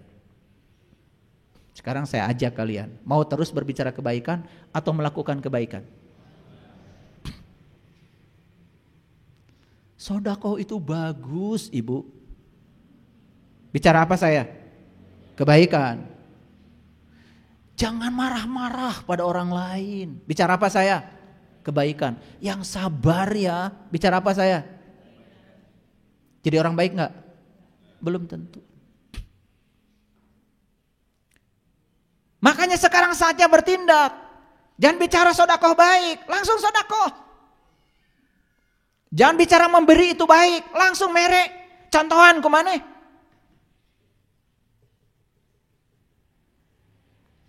Terus menganjurkan orang berbuat baik. Kamu sendiri tidak berbuat apa-apa. Buat apa? Sekali lagi, jangan terpedaya oleh orang yang berbicara kebaikan. Karena itu belum tentu baik. Tapi yang melakukan kebaikan sudah pasti baik. Setuju dengan saya? Ini out of the box, ada loncatan di sini. Jadi Nabi Ibrahim diajarkan oleh Allah cara menghidupkan orang mati, bukan? Apa yang dicincang tadi? Berapa ekor? Di mana cincangnya? Sini. Jadi nggak orang mati hidup? Jadi dia mengalami kebangkitan. Keren Quran. Lebih keren lagi kalau kalian sudah mengalami ayat ini. Sekarang masih teori. Alami ayat ini, alami dulu. Saya tuh sering menangis malam, bukan menangis gak punya uang. Bukan menangis apa-apa. Maaf ya, saya sudah sampai pada titik di mana saya sudah tidak susah. Ada uang saya tidak susah. Gak punya uang tidak susah. Hasbi Allah. Yang saya tangisi satu. Saya kalau baca Quran seperti ini, saya itu ingat sama kalian. Ingat. Kenapa surat ini gak sampai pada kalian? Kenapa pesan surat ini gak sampai pada kalian? Kenapa kalian hanya sibuk membacakan, membetulkan bacaan terus? Kenapa itu? Kenapa isinya tidak tertarik kalian? Kenapa? Quran. Satu nangis setiap malam, menangisi. Makanya benar kata Rasulullah, nanti umatku seperti buih di lautan, banyak. Tetapi tidak berguna. Maaf, saya bukan anti baca Quran yang mahrajnya hurufnya, itu juga bagus. Sebagai orang yang beragama, apalagi menganut agama Islam, ya tentu saya harus kenal tata cara baca Al-Quran, harus kenal. Tetapi itu belum cukup. Itu baru cara membaca, belum masuk menyentuh isinya, hudannya belum nyampe pada kita, belum nyampe. Coba baca surat Al-Baqarah 260 saja. Saya merinding menangis. Ternyata leluhur kita di sini di Nusantara dengan Nabi Muhammad, dengan semua nabi, semua rasul, ajarannya sama, menyampaikan hal yang sama. Apa itu? Cara untuk mengenal jati diri kita. Karena itu kunci awal. Maka Nabi Muhammad mengatakan awaluddin ma'rifatullah. Awaluddin ma'rifatullah. Awalnya agama mengenal Tuhan. Paham sampai di sini? Kira-kira ayat ini kalau dibaca sendiri oleh kalian, ngerti nggak? Terus dipraktekan. Pergi ke gunung bawa burung 4, cincang langsung. Golerkeun atau gunung teh, geroan. Hei manuk hirup, hirup mah. Ini bahasa simbolik. Dan leluhur kita sudah bicara ilmu saraba 4, coba bayangkan, luar biasa. Lanjut. Oke. Makanya ada ayatnya. Di Quran surat Al-Isra ayat 14. Iqra kitabaka kafa binafsika al-yauma 'alaika hasiba. Bacalah kitabmu. Cukuplah dirimu sendiri pada saat ini sebagai juru hisab terhadap dirimu. Perintah bukan ini? Perintah bukan ini? Apa yang diperintahkan di sini? Iqra. Iqra. Apa yang dibaca? Kitab siapa? Kitabmu, kitabmu, kitabmu, kitabmu. Ini perintah dari Allah. Selama ini kalian sibuk baca kitab yang bukan milikmu. Kalau begitu, kitabnya ada gak pada dirimu? Ada? Apa sih kitab itu? Makanya di Quran surat Asy-Syura ayat 52. Dulu kamu tidak mengerti apa itu iman. Dulu kamu juga gak mengerti apa itu kitab. Setelah aku datangkan cahayaku kepadamu, menyinari kolbumu, baru mengerti apa itu iman, apa itu kitab. Itu di Quran surat Asy-Syura ayat 52. Jadi kitab itu sering disebut kalamullah. Kalam itu sifat, Allah itu zat. Tadi sudah tahu kan? Zat dan sifat menyatu? Menyatu? Tidak bisa dipisah? Yes. Jadi kitabmu itu adalah kalamullah. Kalam itu sifat, Allah itu zat. Di mana Allah ngasih alamat pada kita? Allah bilang, aku bersamamu. Lebih dekat kepadamu daripada urat nadi lehermu. Alamat bukan itu dari Allah. Alamat bukan dari Allah. Sedekat itu Allah kepadamu. Baca. Iqra. Dan itu yang diikra oleh para nabi, para rasul. Nabi Muhammad tidak baca huruf. Yang dibaca oleh beliau apa? Iqra apa? Yang diikra itu kitab. Kitabmu. Kitabmu. Jadi kitabmu itu adalah diri sejatimu. Dan di situ kita akan bisa menghisap diri kita. Pada saat kita membaca kitab kita, semua amalan kita tergambar di situ. Yang sudah tahu cara membacanya pasti manggut-manggut, betul ya. Kamu berehan, kamu nyaahan, kamu penuh cinta kasih pada orang lain, ngemprai, cang. Kamu gampang marah, gampang tersinggung, dengki, iri, poek, mongkleng. Nyata di sini. Itu yang namanya pahala, itu yang namanya ajrun. Ajrun itu zat. Selama ini banyak orang ngomong pahala, pahala, pahala, tapi ngerti juga enggak. Di Quran enggak ada kata pahala. Pahala itu terjemahan dari ajrun. Falahum ajrun ghairu mamnun. Watin wazaitun waturi sinin. Tahu tin? Tahu tin? Oh itu buah, katanya buah tin. Ya Allah. Leluhur kita itu keren. Begitu ketemu buah yang seperti itu dibuka dalamnya. Ah ini cocok dengan pengalaman spiritual saya. Saya pernah lihat ini dalam diri saya. Sabrina mah ini buah tin. Makanya buah tin persis seperti buah delima. Kalau buah delima besar-besar bijinya, kalau buah tin itu kecil-kecil, warna-warni dalamnya. Jadi saya itu beli saking ingin membuktikan. Jadi kalau waktu saya pergi ke Yerusalem, saya beli buah tin itu yang banyak, buah delima yang banyak. Saya lihat, begitu saya buka, saya nangis. Kenapa orang tua kita bilang ya, yang namanya delima itu disebutnya dalima kan? Allahu ahad, 1 dal. Allahu somad, 2 dal. Lam yalid, 3. Walam yulad, 4. Walam yakul lahu kufuwan ahad. Ternyata dalima itu lambang dari surat Al-Ikhlas. Siapa yang sudah bisa menyelami Al-Ikhlas masuk pada Al-Falaq. Cerah, bangkit. Maka dia akan jadi Anas, jadi manusia paripurna. Wah, kalau dibuka rahasia ini ntar jadi panjang lagi. Kuliahnya sampai sore ntar. Wah, Kalau saya buka rahasia, 3 surat terakhir. Makanya 3 surat terakhir semuanya kul. Kul itu hanya perintah buat mereka yang mengalami. Katakanlah, apa pengalamanmu selama libur? Tidak mungkin orang disuruh ngomong pengalaman libur kalau dia tidak kemana-mana. Betul? Jadi kul itu hanya perintah buat mereka yang sudah mengalami. Makanya kalian harus mengalami Al-Ikhlas, harus mengalami Al-Falaq, baru akan menjadi An-Nas. Itu puncaknya pencarian. Maaf, kadang saya kalau sholat, pernah saya sholat, saya tidak bisa membaca kul. Kulnya gak ada. Jadi seperti tertutup lidah saya itu. Di sini cuman Allahu Ahad, Allahus Samad, Allah lam yalid, Allah walam yulad, Allah walam yakul lahu kufuwan ahad. Karena kulnya bukan milik saya, kulnya adalah perintah dari Allah. Makanya kata Allah, sudah kamu gak usah mengucapkan kul, itu milikku. Tapi sekarang rasakan bahwa aku bersamamu.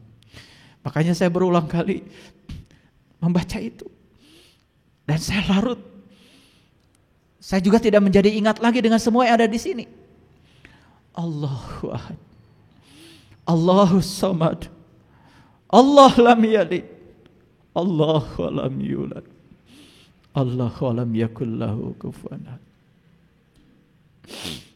Tidak ada yang serupa. Karena Dia Maha Kaya.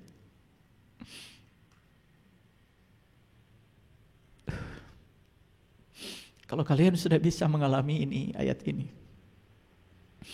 setiap sholat pasti kalian akan bercucur air mata. Bukan sekedar sholat, tapi merasakan penyatuan dan kehadiran Dia. Itu pengalaman tauhid, itu ketuhanan namanya. Bacalah kitabmu, cukuplah dirimu sendiri pada saat ini sebagai penghisab terhadap dirimu. Jadi kita bisa menghisab diri kita kapan? Di sini, saat ini, sekarang. Maaf, kalau hisabnya nanti, kapan memperbaiki dirinya? Betul? Tapi kalau hisabnya sekarang kan masih ada kesempatan. Walaupun cuma 1 hari lagi kita hidup di sini, masih ada kesempatan. Ada seorang ibu kemarin dari Padang, umur 70 tahun. Begitu saya bimbing meniti ke dalam diri, ya, bareng dengan Pak Ruyat. Beliau menangis. Kenapa saya baru menyaksikan ini di usia saya 70 tahun? Saya bilang, Bundo, segini juga masih menyaksikan. Gak usah khawatir. Allah udah bilang, liyaghfiralakallah ma taqaddama min dambika wa ma tahar. Aku bebaskan kamu dari dosamu yang lalu dan dosa yang akan datang. Nangis tidak berhenti. Tidak usah disesali. Ini hari terbaikmu, saya bilang. Jadi beliau cuma sesal, kenapa saya tidak dari muda katanya bisa merasakan pengalaman spiritual ini. Dia mengalami tin, dia mengalami dalima. Pernah lihat dalima? Indah warnanya. Kalian saksikan dalima ada di sini. Kalian saksikan tin ada di sini. Maksudnya watin wazaitun. Tin itu diletakkan di zaitun. Zaitun itu adalah tubuh kita.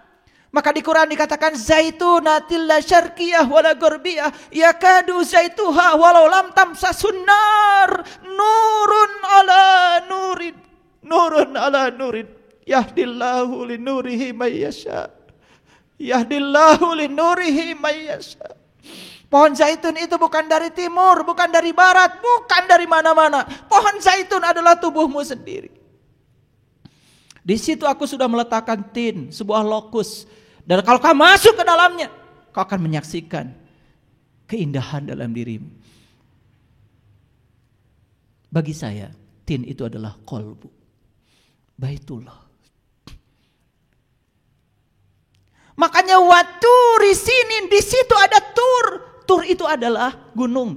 Gunung lagi yang dibicarakan di sini. Gunung adalah melambangkan kesadaran pada diri manusia. Makanya siapa yang sudah ketemu tin, zaitun dan tur dalam dirinya. Makanya setiap kita haji pasti kita ziarah ke gunung. Jabal Nur, Jabal Rahmah, Jabal Sur, Jabal Uhud. Kenapa kok kalau haji ziarahnya ke gunung? Gak pernah tanya kita. Karena di Indonesia kalau ziarah kan ke kuburan. Di sana ziarah ke gunung. Gak pernah tanya kita. Karena gunung dalam Al-Quran itu sangat luar biasa. Dengarkan kajian saya yang terakhir, kajian umum ya, tentang menaiki gunung ya. Semakin mendaki semakin sejuk, semakin indah pemandangannya. Dengarkan itu, ada udah di YouTube.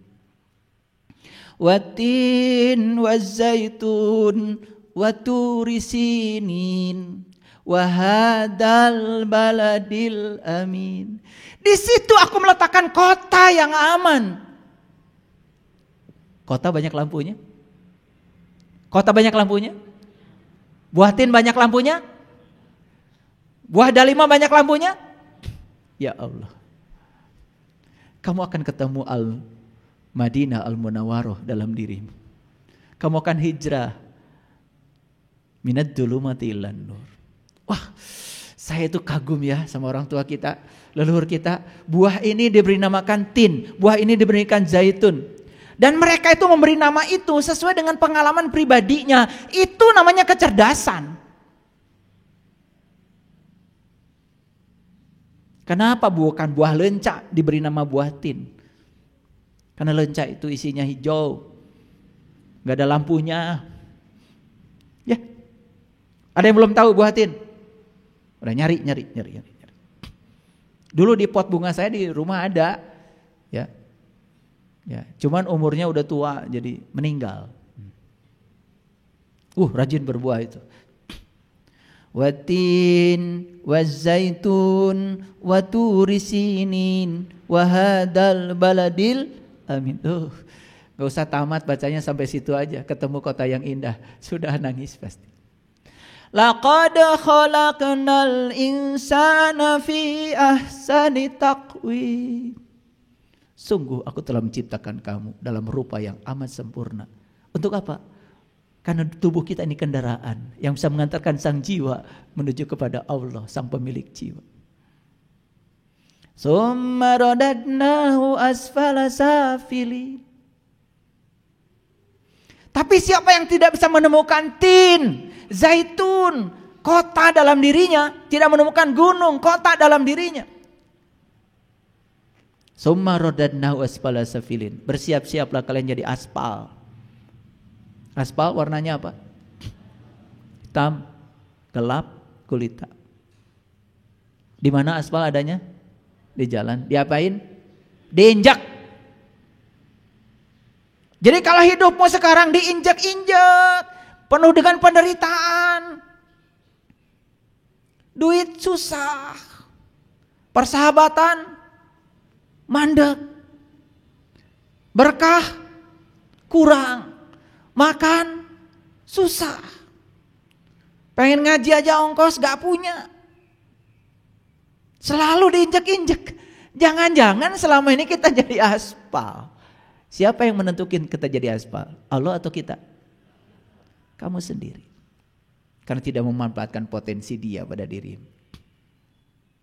Illal ladzina amanu wa amilus solihat falahum ajrun ghairu mamnun. Maka siapa yang beriman dan menjalankan amal soleh? Apa amal soleh? Jelas di Quran. Amal soleh adalah cara untuk bisa meniti ke dalam diri, untuk menemukan sejatinya kita. Ketemu buah tin, ketemu zaitun, ketemu gunung, ketemu kota. Itu amal soleh. Illal ladzina amanu wa amilus solihati falahum ajrun ghairu mamnun. Fama yukazzibuka ba'du biddin alaisallahu biahkamil hakimin. Indah ya. Pernah dengar kajian surat At-Tin? Pernah? Pernah dengar yang seperti barusan saya sampaikan? Mahal kajian ini. Harusnya gak usah dibagi. Ini hadiah nih, hadiah menjelang lebaran. Jadi pesan dari Quran surat Al-Isra itu apa tadi? Iqra kitabaka kafa binafsika al-yauma 'alaika hasiba. Perhatikan saya. Setiap manusia harus bisa membaca kitab amalnya sendiri. Karena setiap manusia sudah dilengkapi yang namanya malaikat raqib dan atid. Ada enggak raqib di sini? Ada enggak atid di sini? Ada. Yang tahu siapa, apa kebaikanmu, kamu sendiri. Yang tahu apa keburukanmu, kamu sendiri. Malaikat raqib dan malaikat atid itu ada bersamamu. Bahkan dirimu sendiri, diri sejatimu ada di situ. Kapan membaca kitab amal itu? Dan di mana? Kapan dan di mana membaca kitab amalnya? Di sini, saat ini, sekarang, di dalam diri. Itulah pentingnya kita tahu cara membaca kitab amal. Saya percaya kalau membaca huruf-huruf hijaiyah kalian udah lancar. Tajwid lancar. Idgham, ikhfa, gunah, bila gunah, iqlab lancar. Oh, apalagi yang sebelah sini nih. Lancar.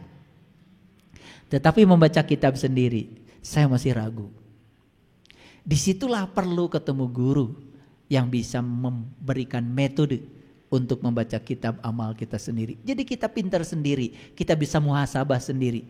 Dan kita bisa ngasih feedback pada diri sendiri. Apa yang salah dengan kehidupan saya? Apa yang harus saya perbaiki pada diri saya? Masa lalu tinggal sejarah, masa depan tinggal misteri. Masa lalu mengajarkan pelajaran, masa depan mengajarkan harapan. Apa yang harus saya lakukan hari ini? Lakukanlah. Itu hasil muhasabah. Kalau sholat hari ini cuma rutinitas, tingkatkan. Sehingga sholat menjadi khusyuk, ada kepuasan, ada kenikmatan. Gimana caranya? Cari, jangan diam terus. Terus melakukan rutinitas itu. Kan Nabi Muhammad juga tidak sholat dulu. Kan beliau Isra Mi'raj dulu. Kenali jati dirinya, baru sholat. Betul? Itu kan sunnah. Kenapa kita tidak mengamalkan sunnah itu? Ya, oke, lanjut. Jadi kapan alam hisab itu terjadi? Kita jawab lagi. Alam hisab terjadi setelah hari kiamat. Setelah kita bangkit dari kesadaran, baru kita bisa menghisab diri kita sendiri. Setelah kita tahu cara membaca kitab amal kita sendiri. Mau tahu caranya? Mau tahu caranya? Iya, tidak di sini. Ilmu khusus harus disampaikan dengan cara yang khusus, di tempat yang khusus. Sesuai dengan perintah Quran surat Al-Mujadilah ayat 12-13. Di zaman Rasul, para sahabat juga ada bicara umum dengan Rasul, ada bicara khusus. Ada lagi tingkatan lebih tinggi, khususil khusus. Dan ada syaratnya untuk bicara khusus. Nanti baca Quran surat Al-Mujadilah ayat 12-13. Tidak akan saya kupas karena waktu kita terbatas. Ya, tapi ayat-ayatnya sudah saya kasih tahu ya. Kalau saya sedang bicara begini meluncur nih ayat-ayat.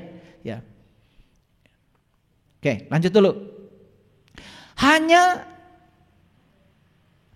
jiwa-jiwa yang sudah sadar yang dapat menghisab dirinya sendiri. Setuju? Kenapa kita tidak bisa menghisab diri sendiri? Karena kita hari ini belum sadar, belum bangkit dari kematian kesadaran. Jiwa-jiwa yang belum sadar tidak mungkin dapat menghisab dirinya sendiri. Bahkan jiwa yang tidak sadar itu malah sibuk menghisab orang lain. Kan sekarang itu aneh ya. Orang itu kok berani-beraninya menghukumi orang lain yang dia sendiri kan tidak bisa masuk ke orang. Contoh, pengalaman spiritual itu kan sangat pribadi. Kok sekarang ini seperti ada orang karena dia berada di lembaga tertentu yang berhak itu menghukumi orang lain. Apa haknya dia?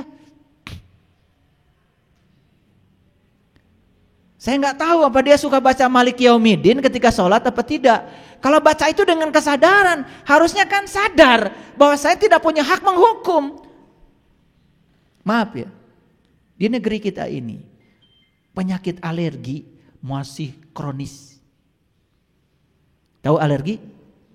Alergi terhadap perbedaan maksudnya. Kudu sarua kabeh. Padahal wajah kita juga berbeda. Yang menciptakan perbedaan itu Allah. Allah yang maha luas, kita bisa selami seluasnya Allah. Oleh karena itu maka orang yang menyelam ke dalam kelautan jiwanya Tidak bisa dijustifikasi oleh siapapun. Karena yang tahu dia cuma dirinya sendiri. Hati-hati ya kalau menghukumi orang. Jangan sok-sokan. Yuk kita baca ayat ini. Ini Quran surat Ar-Ra'd ayat 31. Walau anna Qur'ana suyirat bihil jibalu au kuti'at bihil ardu au kulima bihil mauta balillahi amru jami'a. Dan sekiranya ada suatu bacaan yang dengan bacaan itu gunung tergoncang, bumi terbelah, oleh karena itu orang-orang yang sudah mati dapat bicara. Apakah ketika kita membaca Quran yang syar'i gunung tergoncang? Langit terbelah? Orang mati dapat bicara? Ini Quran yang mana yang dibaca? Yang tadi, Iqra kitabaka.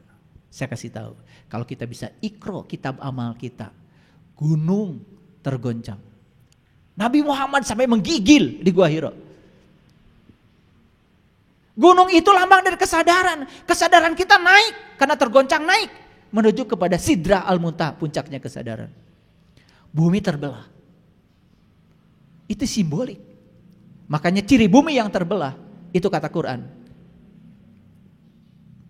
Ketika langitmu terbelah, maka kau akan menyaksikan mawar merah seperti kilapan minyak.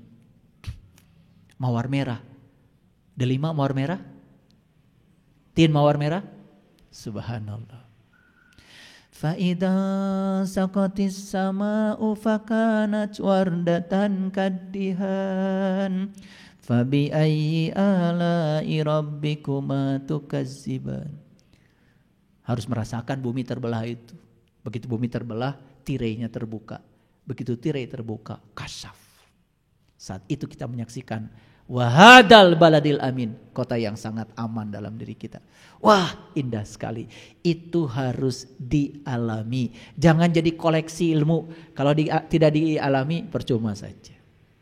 Maka yang saya sampaikan hari ini bukan koleksi ilmu, tapi pengalaman pribadi. Kalau ingin mengalami, yuk, ada caranya. Lanjut.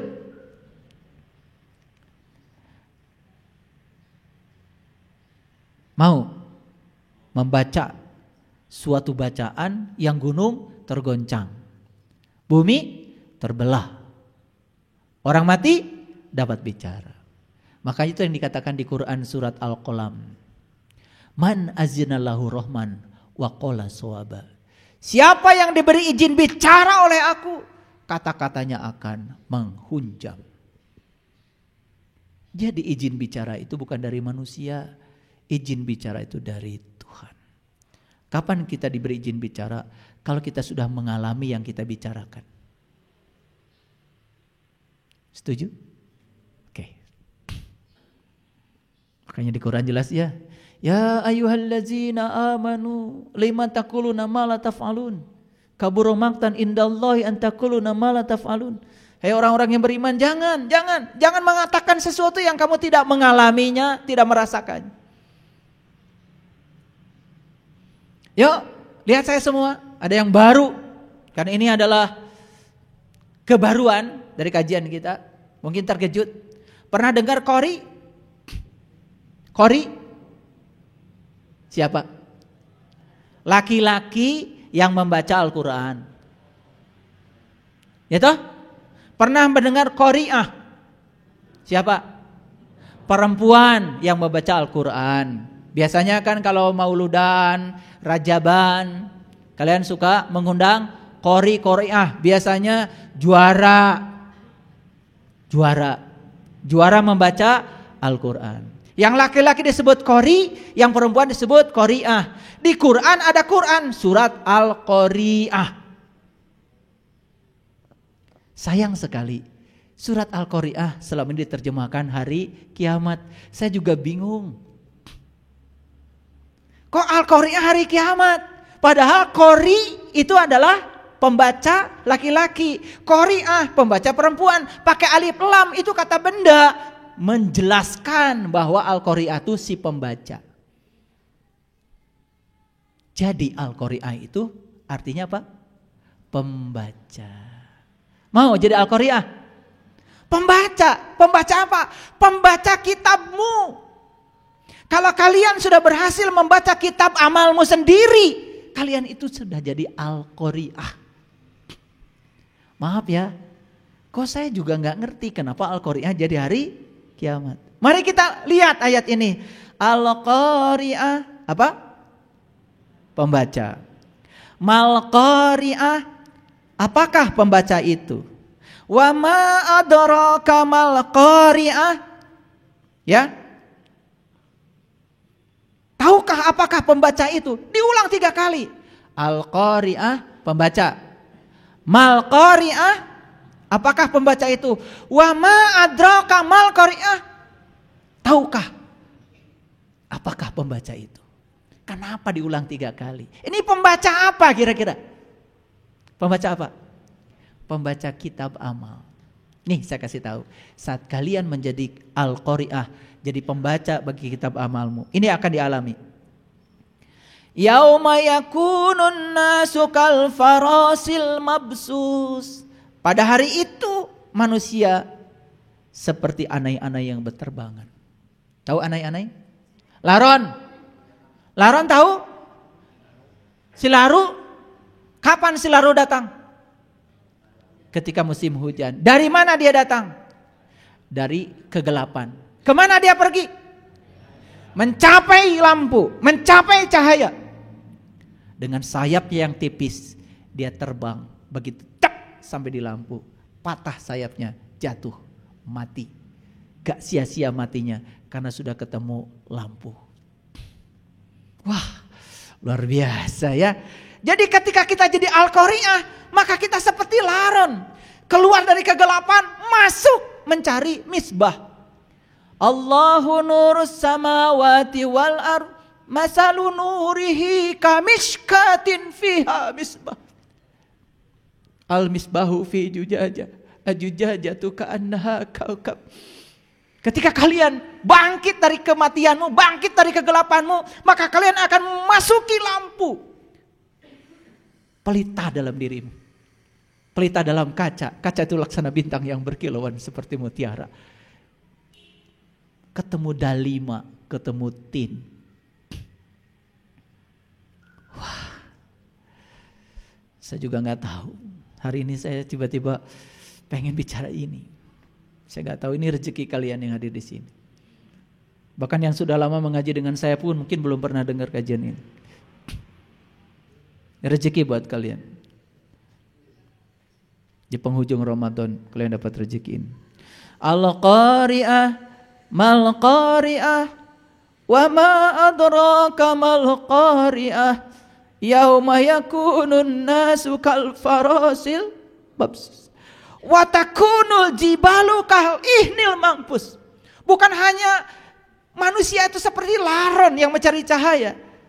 Gunung-gunung seperti bulu yang dihambur-hamburkan. Apa?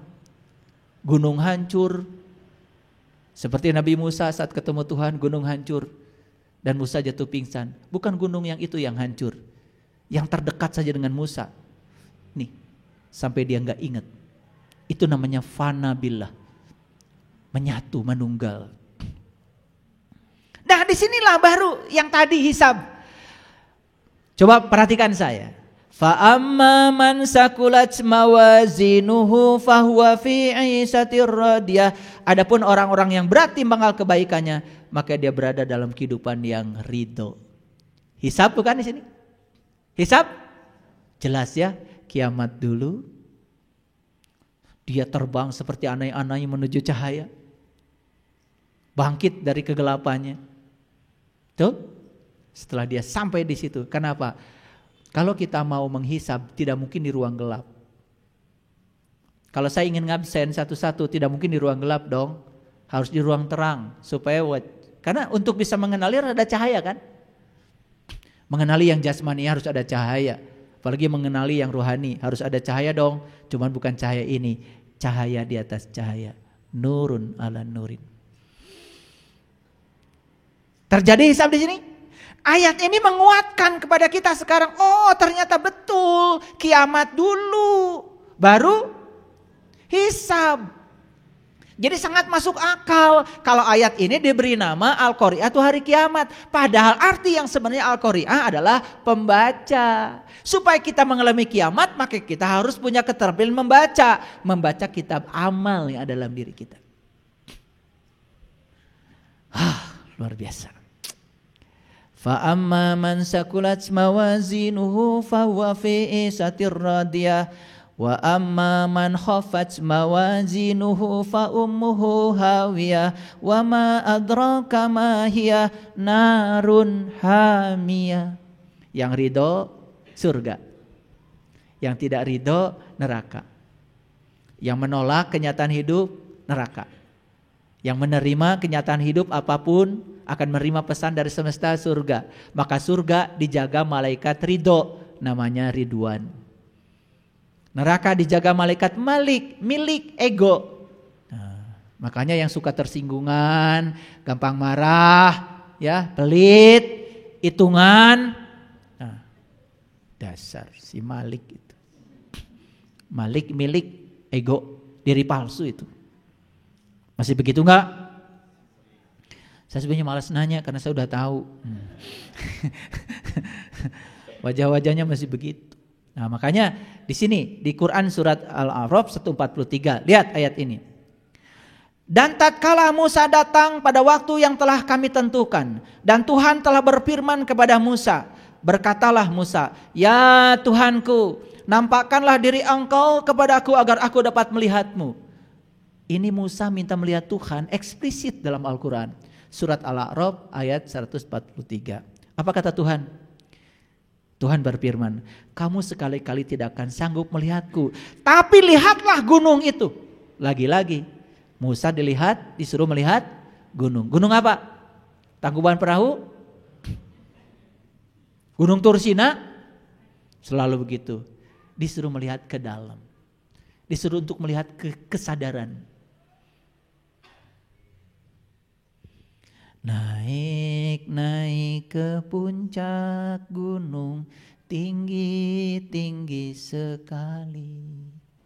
Kiri kanan kulihat saja banyak pohon cemara. Kiri kanan kulihat saja banyak pohon cemara. Kalau kita udah naik gunung tinggi, kita cuma melihat kiri, kanan, dilihat saja. Benar, salah, dilihat saja. Baik, buruk, dilihat saja. Tidak usah dihakimi. Ada orang yang berbuat keburukan, tidak usah dihakimi. Oh, kesadaran dia baru sampai di situ. Yuk kita bimbing, semoga dia nanti kesadarannya naik, tidak melakukan itu lagi. Kan selama ini begitu orang disebut buruk oleh kita, kita musuhi. Betul? Yuk kita terima, orang baik, orang buruk kita terima, ya, yang enak, yang gak enak kita terima, ridho, begitu ridho surga. Nah di ayat ini yang paling penting apa? Lihat sini semuanya. Tuhan berfirman, kamu sekali-kali tidak akan sanggup melihatku Musa, tapi lihatlah ke gunung itu. Maka jika ia tetap di tempatnya, niscaya kamu dapat melihatku. Gunungnya gak kemana-mana, tetap di dirinya keneh. Berdetak, berdenyut di pusat kesadaran. Tatkala Tuhan yang menampakkan diri kepada gunung itu. Jadi menampakkan diri. Falamma tajalla rabbuhu lil jabal. Tuhan menampakkan diri di puncak kesadarannya Musa. Sama seperti yang dialami Nabi Muhammad. Nabi Muhammad bertemu Tuhan di Sidratil Muntaha. Sidratil Muntaha itu puncak kesadaran. Puncak kesadaran manusia di mana? Di sini. Di mana? Manusia hilang kesadaran kan di sini, bukan di sini, bukan di sana, dekat. Orang stroke hilang kesadaran di mana? Di pantat atau di sini? Ya Allah, Sidratul Muntaha di sono, kumaha ngawas teh. Iya, terlalu sibuk membaca, tidak pernah menyimak. Lanjut dulu. Tatkala Tuhan yang menampakkan diri pada gunung itu. Jadi menampakkan diri kepada gunung apa kepada Musa? Kepada gunung apa kepada Musa? Ya kepada Musa dong, tetapi di puncak kesadarannya Musa. Kan yang minta melihat Tuhan Musa, bukan gunung. Apa yang terjadi? Bahkan gunungnya hancur luluh dan Musanya jatuh pingsan. Fana. Bahkan Musa tidak sadar lagi dengan dirinya. Seperti kuning yang menyatu dengan hijau. Tidak ada kuning, tidak ada hijau. Yang ada warna baru. Itu namanya manunggal. Ini teori. Jangan dipikirin. Kalian harus ngalamin sendiri. Pikirin pusing nanti. Karena pikiranmu itu terbatas. Kalau kesadaranmu tanpa batas. Lalu kata-kata terakhir yang paling indah di sini. Lihat. Maka setelah Musa sadar kembali, dia berkata, Qala subhanaka, tubtu ilaika, tubtu. Taubat. Wa ana awalul mu'minin. Maha suci Engkau ya Allah. Aku kembali kepadamu. Dan inilah awal aku beriman. Jadi sejak kapan Musa beriman pada Allah? Sejak Allah menampakkan diri di pusat kesadarannya Musa. Sejak kapan kalian beriman? Sudah mengalami ini? Ngaku-ngaku. Makanya imannya jadi angin-anginan. Kadang iman, kadang tidak. Tidaknya lebih banyak. Apa yang didapat saat menghisap diri? Satu, jiwa akan mengalami kebangkitan di alam semesta kecil atau alam mikrokosmos. Karena tubuh adalah ranah kejadian, satu-satunya jalan untuk mencapai kebangkitan jiwa dari tidur panjangnya, sehingga proses hisab harus terjadi saat kita tubuh masih ada. Jadi hisab itu harus pada saat tubuh masih ada. Di mana kalau begitu? Di sini. Kapan? Sekarang. Pada saat proses hisab terjadi, maka kita akan melihat bagian dari diri kita yang selalu ingin melekat pada emosi-emosi negatif atau diri kecil kita. Di sini kita akan jujur. Saya kejam nggak ya? Saya picik nggak ya? Saya suka bersaing nggak ya? Saya menganggap orang lain kompetitor atau enggak ya? Saya menganggap kalian mitra atau bukan ya?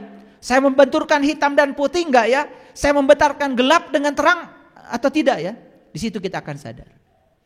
Begitu sadar, oh ternyata gelap dan terang itu jangan dibenturkan. Karena kita hanya akan bisa melihat terang. Justru kalau ada gelap. Bintang tidak kelihatan siang hari, tapi malam baru kelihatan. Untuk melihat bintang saja perlu gelap. Coba dimitrakan, jangan dibenturkan. Dekatkan yang berlawanan itu. Oh, saya licik enggak ya? Saya murahan enggak ya? Saya bisa dipercaya atau tidak ya? Saya pendendam enggak ya? Saya suka menghakimi enggak ya? Saya hina enggak? Saya lemah enggak? Saya selalu penuh penyesalan apa tidak? Saya malu, saya sombong. Nanti dengan sendirinya kita bisa menghisap diri kita.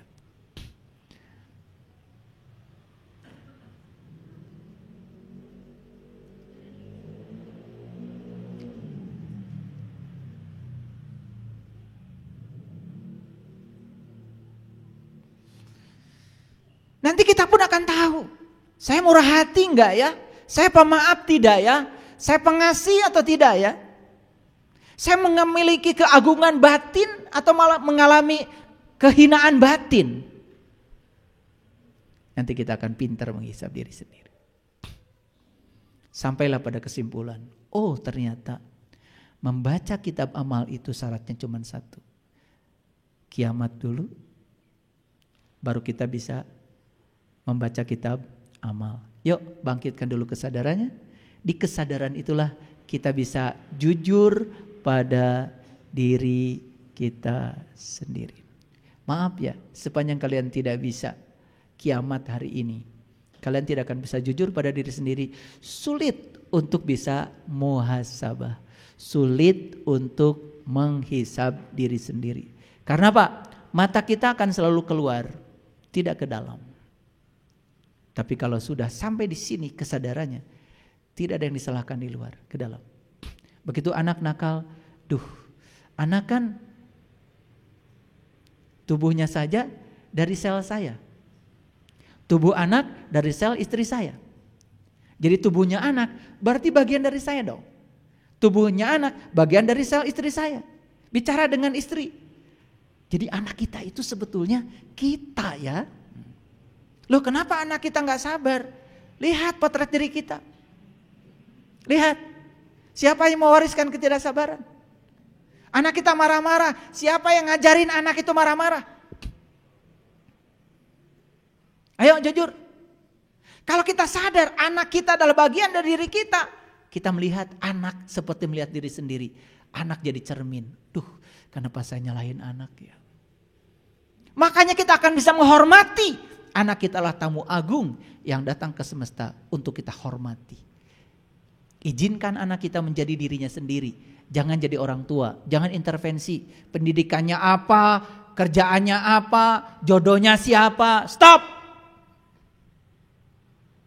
Biarkan jadi dirinya sendiri. Mau sekolahnya jurusan apa, mau kerjanya di mana, karena dia tuh jenius di bidangnya. Biar dia mengerjakan yang dia senang, pasti anaknya akan happy. Gitu gak sama anak? Tidak. Anak tadi atur-atur segalana. Betul? Sakolana di mana, dambalna naon. Harus ngikutin orang tua. Gimana kalau anak kita enggak suka? Dia menjadi idiot di bidang itu, padahal dia itu diberi personal genius zone oleh Allah. Dia semua orang tuh jenius loh di bidangnya. Ikan tuh jenius kalau berenang. Tetapi suruh memanjat, idiot ikan. Monyet juga jenius, suruh memanjat, suruh berenang, idiot. Jadi monyet memang jeniusnya memanjat, ikan jeniusnya berenang. Kalau anak kita jeniusnya memasak, sudah, suruh masak aja. Kasih perusahaan, nanti bikin catering. Anak kita senang olahraga, suruh olahraga. Anaknya senang olahraga, lari-lari terus. Ibu bapaknya pengen anaknya jadi dokter, stres.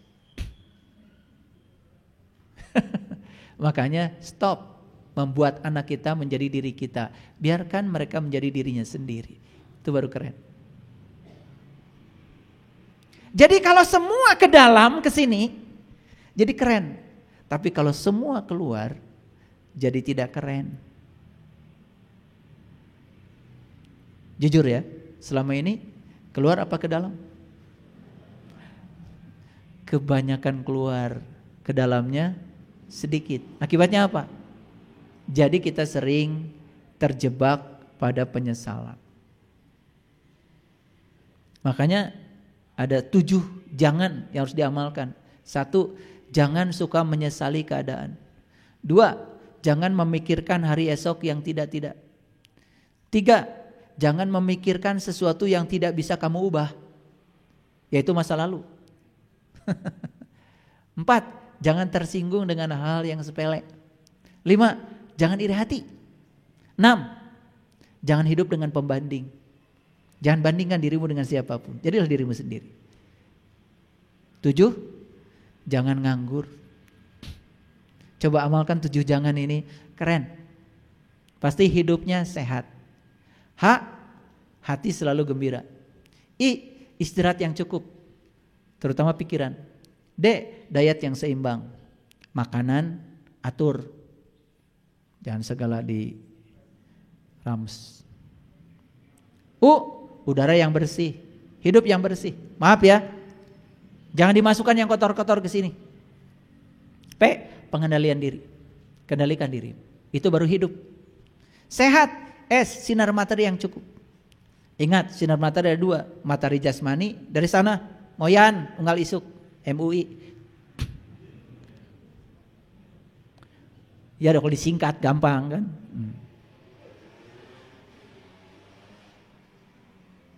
Tapi ada lagi matahari di sini. Harus ketemu dulu buah tinnya tuh, ketemu delimanya dulu. Baru bisa moyan di sini di dalam. Kalau moyan di luar cuma tubuh yang dipoyankan, tapi kalau moyan di dalam yang dipoyankan jiwa kita. Jiwanya enggak akan gelap kayak gini. Caang. Padang.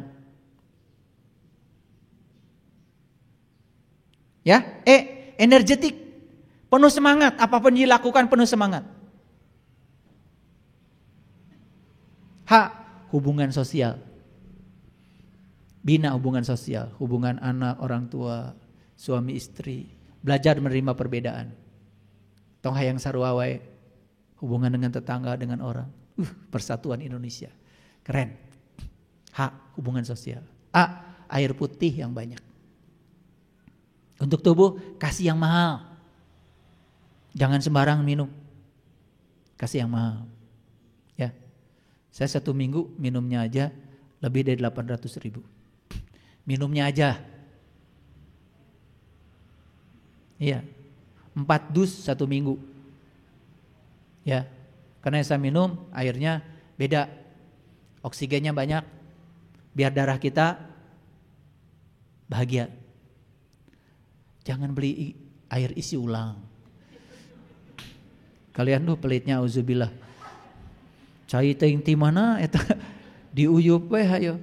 Atau rusak sel. Kasih yang mahal. Jadi 1 dus itu ada air 250.000. Ada 225 kalau langganan. Saya nggak nyebut namanya, takut disangka iklan. Nanti kalau saya minum itu kan saya nggak dapat royalti. Pokoknya cari air yang banyak oksigennya, pH-nya di atas 8. Supaya gak gampang tunuh. Ini ngaji dengan saya. Itu kurang oksigen itu. Ya. Lalu yang terakhir T, Tuhan yang paling utama. Jadikan Allah the top most priority. Hidup digerakkan oleh Allah. Ya. Hidupnya lillah, billah, bismillah, alhamdulillah. Kalau sudah mengamalkan itu, sudah berkah. Hidup itu gratis. Nanti suatu saat uangmu tuh gak laku lagi. Setiap mau bayar, sudah dibayarin orang. Berkah. Sampai pada titik, gak cari uang lagi. Buat apa memiliki kalau bisa menikmati? Baru keren. Selesai mengejar. Terima kasih. Assalamualaikum warahmatullahi wabarakatuh.